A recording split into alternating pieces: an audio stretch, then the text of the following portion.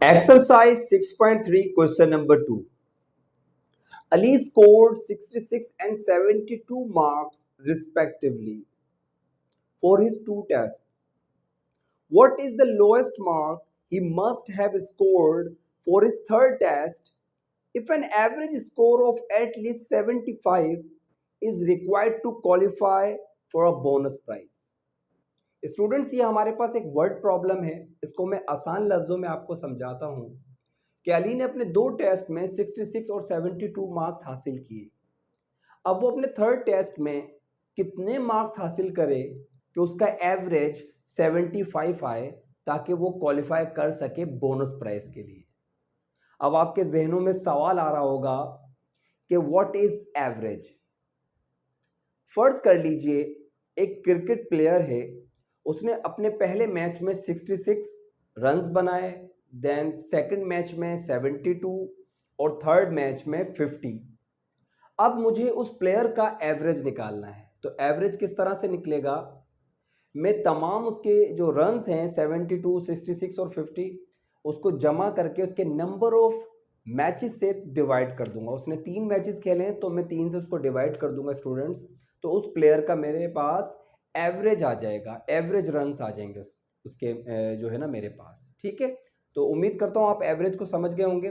तो यहाँ पर हमसे क्या कह रहा है?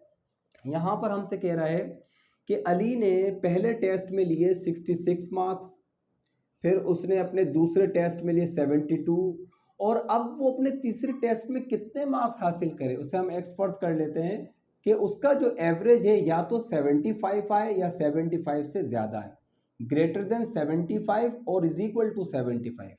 या तो 75 आए या 75 से ज़्यादा है। तो आपको पता है यहाँ पर एवरेज की बात भी की जा रही है। तो 3 टेस्ट है तो मैंने यहाँ डिवाइड किससे करना है?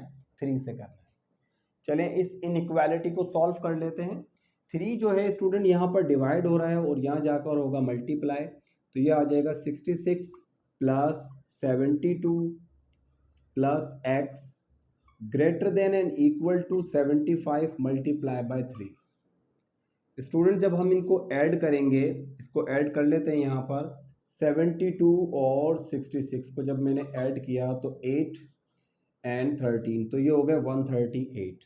138 plus x greater than and equal to multiply कर लीजिए 3 5 ज़ा 15, 1 3 7 ज़ा 21 एंड 22, 3 5 ज़ा 15, 1 यहाँ पर 3 7 ज़ा 21 और 122। ठीक है स्टूडेंट्स, अब जो 138 है स्टूडेंट्स को उस तरफ लेके चले जाइए। x is greater than and equal to 225 minus 138। Subtract कर दीजिए 225 में से 138 को, तो देखें 5 ने यहाँ से 1 लिया तो 15 में से स्टूडेंट्स 8 गए तो हमारे पास बचेंगे 5, देन 1 इसको दिया 11 में से स्टूडेंट्स हमारे पास जब 3 चले गए तो हमारे पास बचेंगे 8। तो students x is greater than and equal to 85।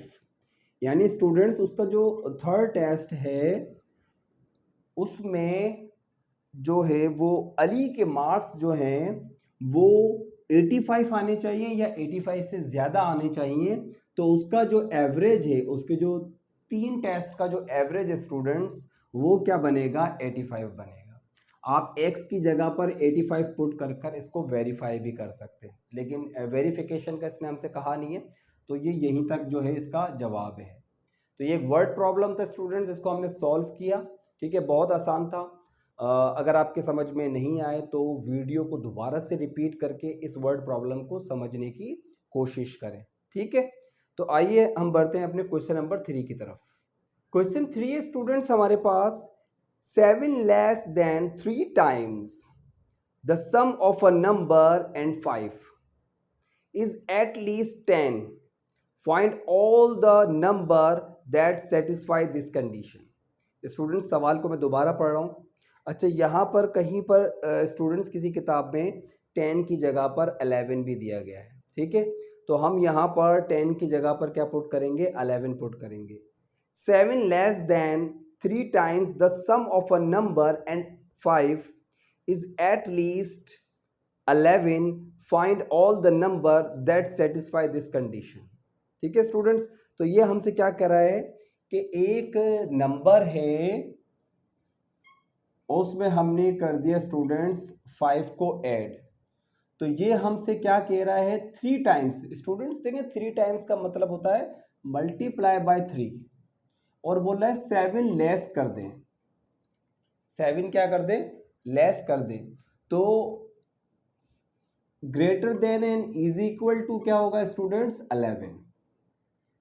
ठीक है, तो बोल रहा है एक नंबर है जिसमें हमने 5 को जमा किया और उसमें से 7 को सब्ट्रैक्ट किया, और उसका जो 3 टाइम्स है वो जो है वो ग्रेटर देन है, ठीक है, और इज इक्वल टू है 11 के। तो वो बताएं वो नंबर कौन सा है, यानी हमें फाइंड आउट क्या करना है, x को फाइंड आउट करना है। तो आइए इस इनइक्वालिटी को सॉल्व करते हैं। सबसे पहले जो 3 है ये मल्टीप्लाई होगा, तो स्टूडेंट्स ये हो जाएगा 3x plus 3 5 15 minus 7 greater than and equal to 11। ठीक है, मेरी बुक में 10 दिया हुआ है स्टूडेंट, किसी बुक में 11 दिया हुआ है, तो आप जो भी है उसको देख लीजिएगा। हमारा सवाल का जो है वो पैटर्न ठीक होना चाहिए। ठीक है, अच्छा जी, तो स्टूडेंट्स ये हो गया 3x, 7 जो है जब सब्ट्रैक्ट हुए 15 में से स्टूडेंट्स, तो हमारे पास कितने बचेंगे 8 greater than and equal to 11। 3x students ये जो है 8 वहाँ पर जाएगा, तो ये 11 में से हो जाएगा subtract. 3x greater than and equal to 8 जब सब्ट्रैक्ट हुए स्टूडेंट्स, तो हमारे पास क्या बचेंगे 3 बचेंगे। ठीक है स्टूडेंट्स, अब देखिए 3 यहाँ पर मल्टीप्लाई हो रहा है, वहाँ जाकर होगा स्टूडेंट डिवाइड, तो 3 1 जा 3, 3 1 जा 3, तो x is greater than and equal to 1।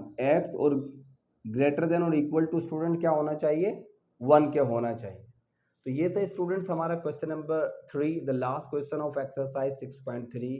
उम्मीद करता हूँ कि आपको ये सवाल समझ में आए होंगे। Thank you very much.